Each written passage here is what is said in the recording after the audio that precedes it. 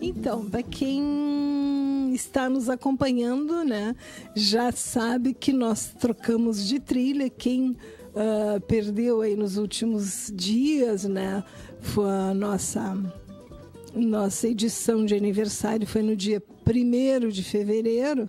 Depois disso teve feriado final de semana.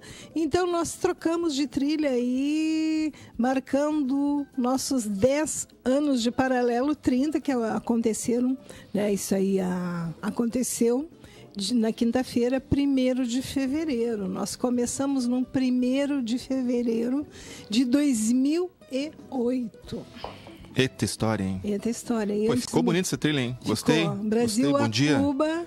Gilberto Oliveira, bom dia. Rafa. Voltando das férias, renovado. Voltando das férias, Deca saiu de férias. Estamos aí. Né? E eu também me esqueci do bom dia tradicional, porque como a gente já está conversando, eu já estou no embalo. Mas é isso aí, né? Coisa boa. Então, bom dia a todos e todas. 5 de fevereiro.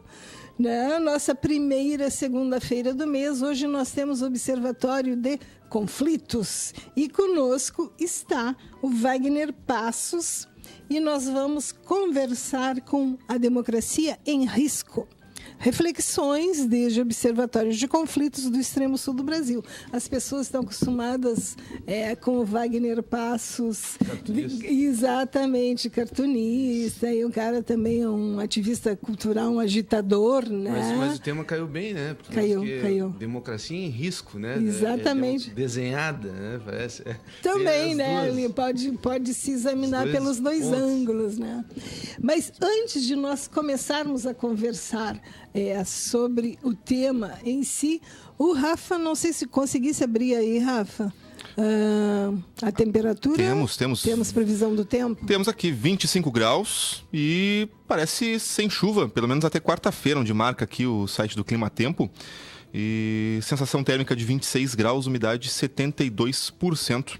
Segue a temperatura aí com máxima de 28 e 30 hoje e amanhã. E até quarta-feira também, aí máxima de 30 graus. Acho que vai fazer um solzinho bom essa semana. Então pelo menos no início, né? Dá pra pegar uma prainha ainda final de tarde, hein? Final de tarde, né? Porque de manhã a gente anda por aqui.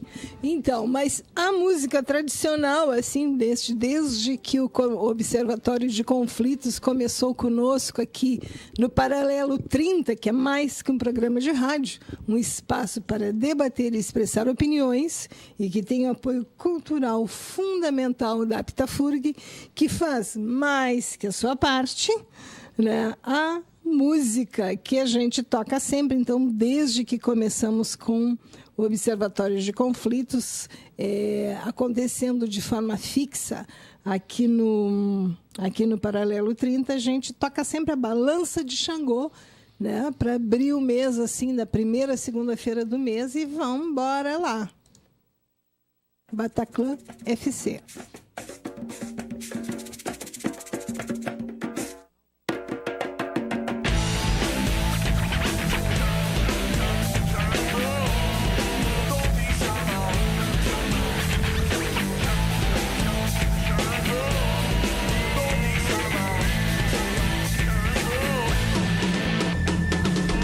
Segunda pela manhã, bem cedo eu penso, antes de sair o sol, do fundo da casa pra porta da rua. Terça caminho pelas peças, repito minhas preces, não com os lábios, mas com minha mente. Em silêncio no quarto, não quero favor. Na quarta eu só quero trabalho, proteção e preocupação, com as coisas úteis escritas inteiras, nas quintas ao meio-dia. Na sexta-feira me benzo bem cedo, perto do pôr do sol, na porta porta da rua que passo e nos fundos da casa eu peço que a maldade se desfaça como a fumaça que agora faço. E a maldade se desfaça, que a maldade se desfaça como a fumaça que agora faço. E a maldade se desfaça.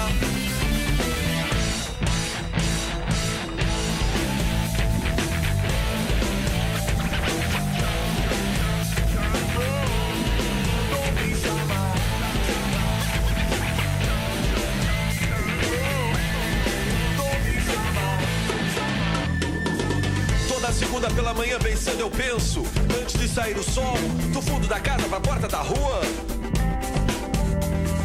Terça caminho pelas peças, repito minhas preces, não com os lábios, mas com minha mente. Em silêncio no quarto não quero favor, na quarta só quero trabalho, proteção e preocupação, com as coisas úteis escritas inteiras, nas quintas ao meio-dia, na sexta-feira me mesmo bem cedo, perto do pôr do sol, é na porta da rua que passo.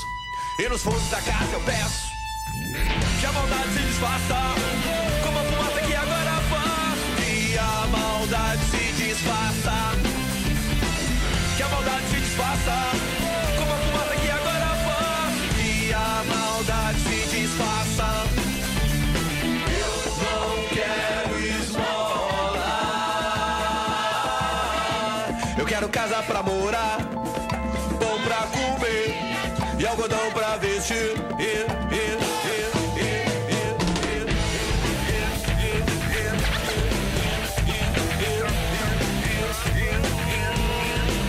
me chamando,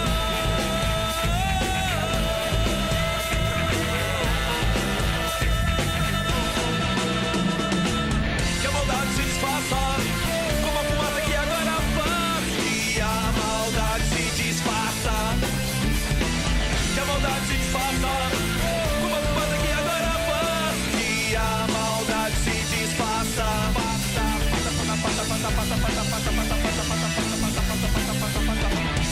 Aí fica a luz como símbolo do que eu vos desejo. Então, maravilha, né? E a gente começa, então, a semana e, de uma certa forma, o mês, né? Desejando muita luz para todos e todas, né? A gente sempre precisa de muita luz. Desejamos o paralelo 30 deseja, né? Como um todo. Então, vamos conversar com Wagner Passos, mais conhecido como cartunista, né? E Wagner Passos, como tu desenharias a democracia? Como seria a democracia em risco? Bom, primeiro a gente vai, vamos traçando aí, né? Isso, eu acho que hoje nós temos uma caricatura, né, de democracia, né? Então é uma coisa que talvez a nossa democracia ela sempre foi muito frágil, né? Em alguns momentos em que o país começou a melhorar esse traço, a consolidar um poder popular. Sim. E tal, se percebeu que as elites elas não permitiram, né? Elas vieram com grande força, elas ocupam os lugares de poder da nossa Sim. sociedade, né?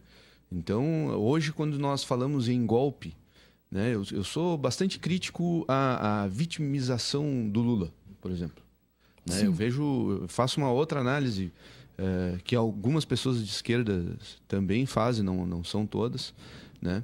Mas o cenário que se construiu hoje, né, ele já foi previsto por uma parte da esquerda quando o PT fez a vice-candidatura da Dilma com o Temer, né? E isso já era avisado, inclusive, dentro do próprio PT. Ó, isso não vai dar certo.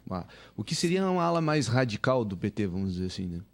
Isso não vai dar certo. Esses caras vão nos derrubar. Eles têm muita força.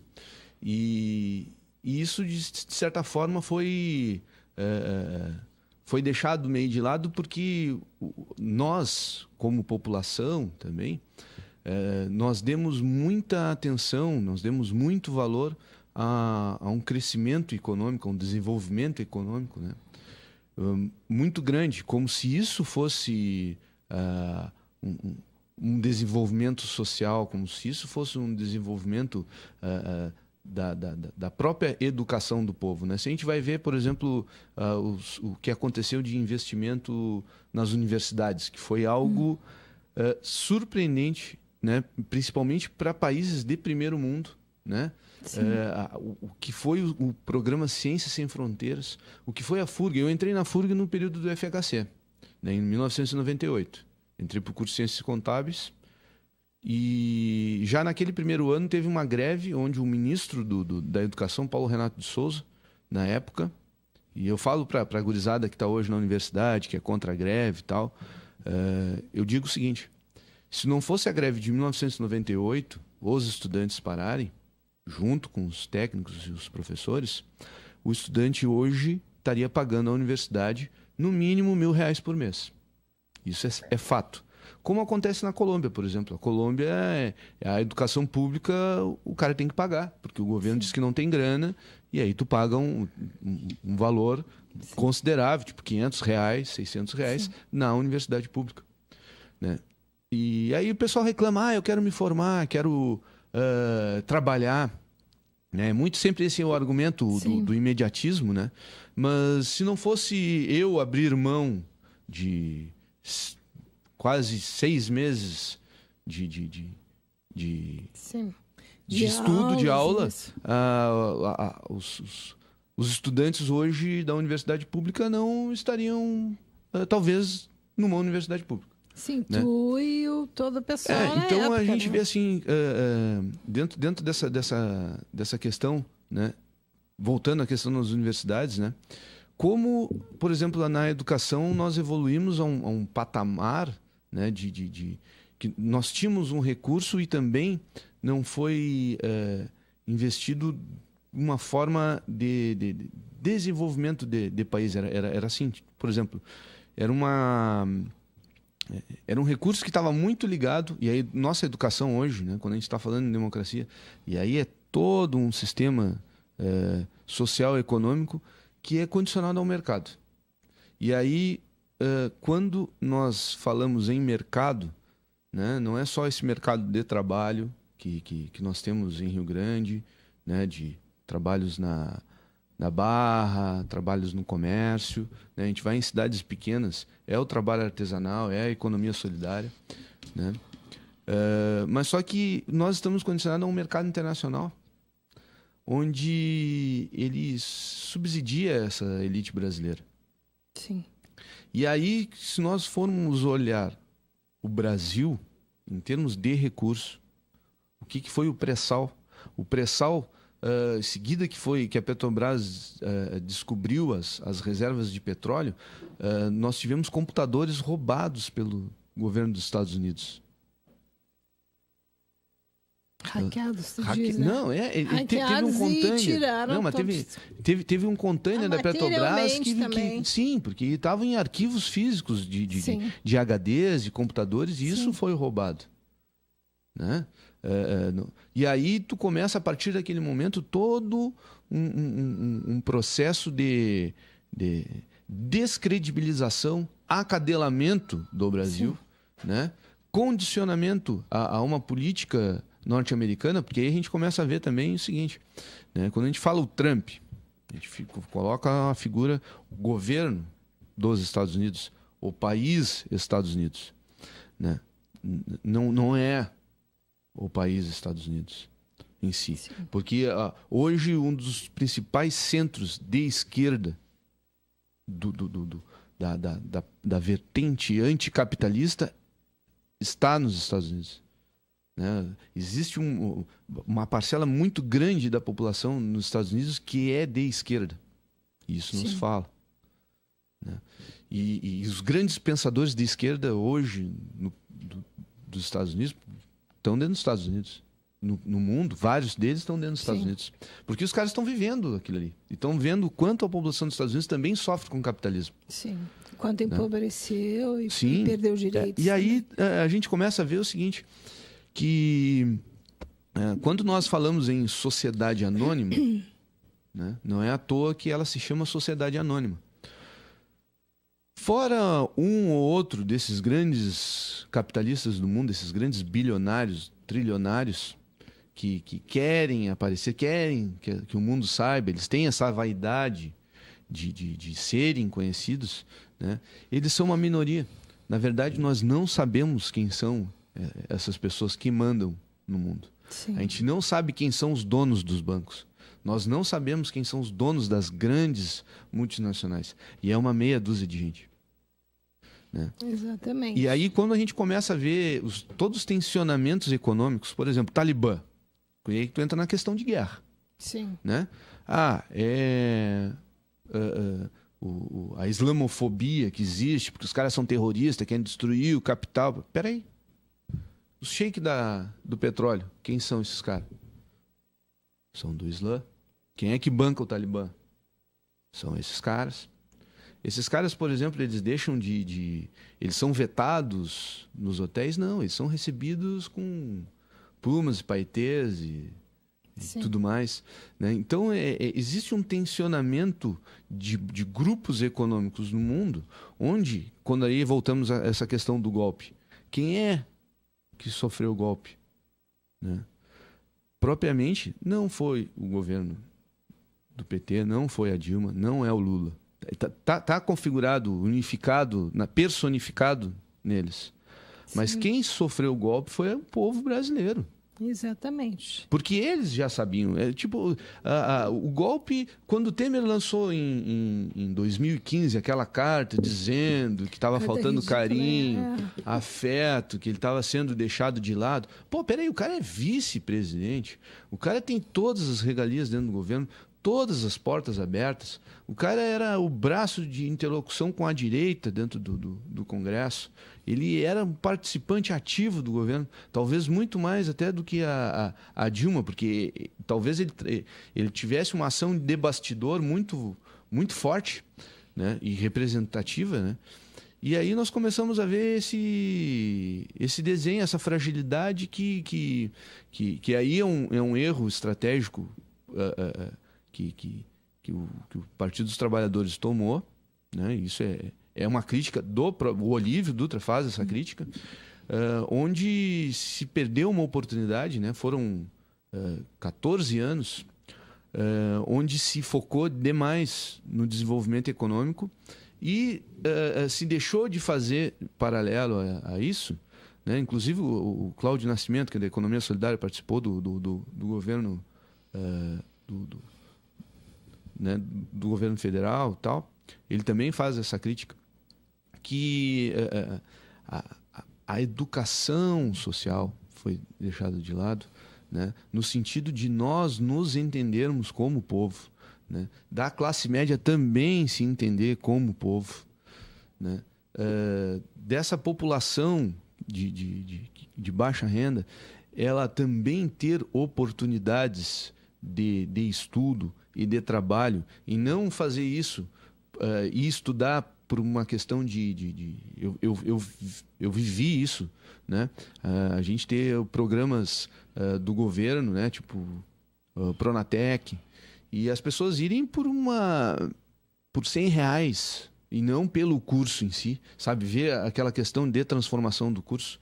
E aí, como que tu construir a importância de que não é aquela bolsa do curso que vai fazer a transformação, mas sim o curso em si, né? Toda uma estrutura que estaria sendo oferecida e tudo mais. E aí, continua.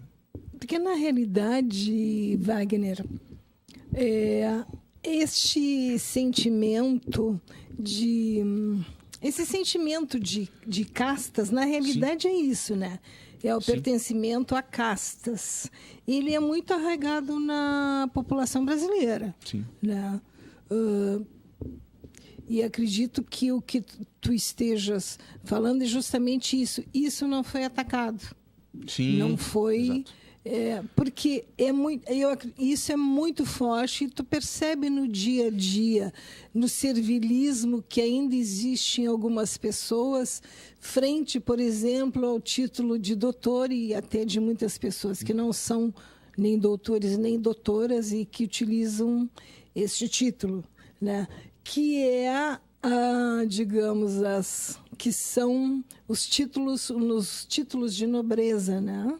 Os títulos. Isso é uma coisa muito forte na população brasileira. Eu faço uma crítica, eu faço doutorado da educação mental ali, sou orientando do professor Carlos na educação mental, e eu faço uma crítica à academia. Até tem um livro que nós lançamos nessa Feira do Livro da FURG, com o professor Caloni, que é sobre complexidade. Eu tenho um artigo lá que é uma crítica ao produtivismo acadêmico. Porque a academia ela está totalmente isolada da população. Né? A gente vê personificado isso no próprio muro que foi construído na FURG, ao entorno da FURG, no Campos Carreiros, isolando toda a população ali, como se aquele muro fosse proteger o acesso. Não, ele é um muro baixo. Ele é um muro que é só um símbolo, né? Onde daqui para lá não é o daqui para cá, né? E uma das... Eu sou filho da Vila São Miguel, né? Nasci a 500 metros, a 1 quilômetro, no máximo, do prédio onde eu estudava na faculdade. E quando eu entrei na FURG, eu não tinha ônibus para Vila São Miguel. Eu tinha que pegar 2 ônibus, tinha que ir até o centro da cidade para pegar um outro ônibus e ir para São Miguel, né? E eu não tinha como ir a pé de noite. E amigos meus que moravam em Pelotas chegavam antes em casa do que eu, morando a 1 quilômetro do prédio onde eu morava, né? Foi uma luta gigantesca. Na época, a empresa de ônibus não queria colocar ônibus porque era muito caro. Tinha só 5 alunos entre o bairro São Miguel e a São João. De toda a universidade, somente 5 alunos da periferia que estudavam na FURG à noite. Então nós começamos a ver assim, que democracia é essa, onde a direita vem com um papo de que tudo é acessível a todos, basta a pessoa querer e tal. Tem um fundo que é realmente a pessoa querer melhorar, que a pessoa querer crescer e tal. Outra coisa é uma questão de disponibilidade. Por exemplo, é democrático uma passagem de ônibus custar R$13 dentro de Rio Grande? Não. Existe isso. Eu defendo que a passagem para Capilha ela tem que custar os mesmos R$3 e pouco que custa aqui. Um cara que não tem... quem ganha R$1.000 por mês na Capilha é rico. Sim. A pessoa não tem condições de vir na cidade. Só tem até a 4ª série lá. Como é que eu vou dizer... Né? Como é que o MBL vai dizer que quem mora na Capilha... E aí ele vai dizer, o cara que se mude da Capilha. Sim. É muito fácil. Se ele quer, ele que se mude da Capilha. Não. Entendeu? Eu aqui em Rio Grande, que moro aqui, que pago meus impostos, eu tenho que subsidiar essa passagem de ônibus da Capilha. E a Capilha, quem mora na Capilha, pagar o mesmo da passagem de ônibus que o cara que mora aqui na Cidade Nova, por exemplo. Né? Não é... o morar não é uma questão de escolha mais.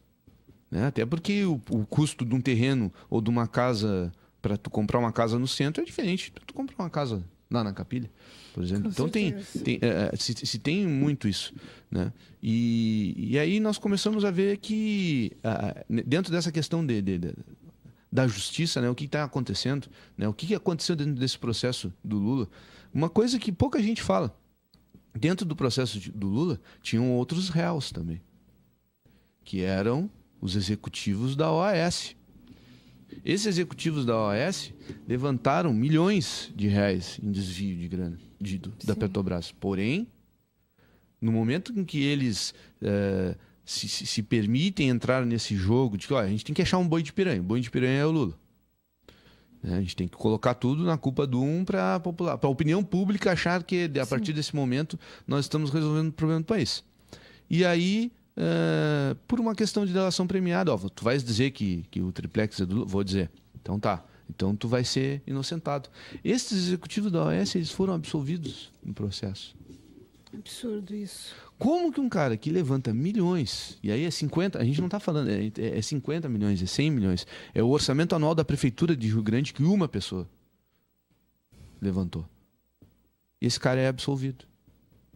E aí, assim, ó, no momento que a justiça, que é a última cordinha, né, de quem está caindo no fundo do poço, ela não dá a segurança, a tranquilidade democrática, tipo, ela acaba, o que nós estamos vendo, ela acaba servindo dentro do processo do jogo político. Ela é um elemento da Casa Grande. Lamento informar que é o seguinte, para te ver uma coisa, eu vinha pensando isso na hora que vinha para o programa.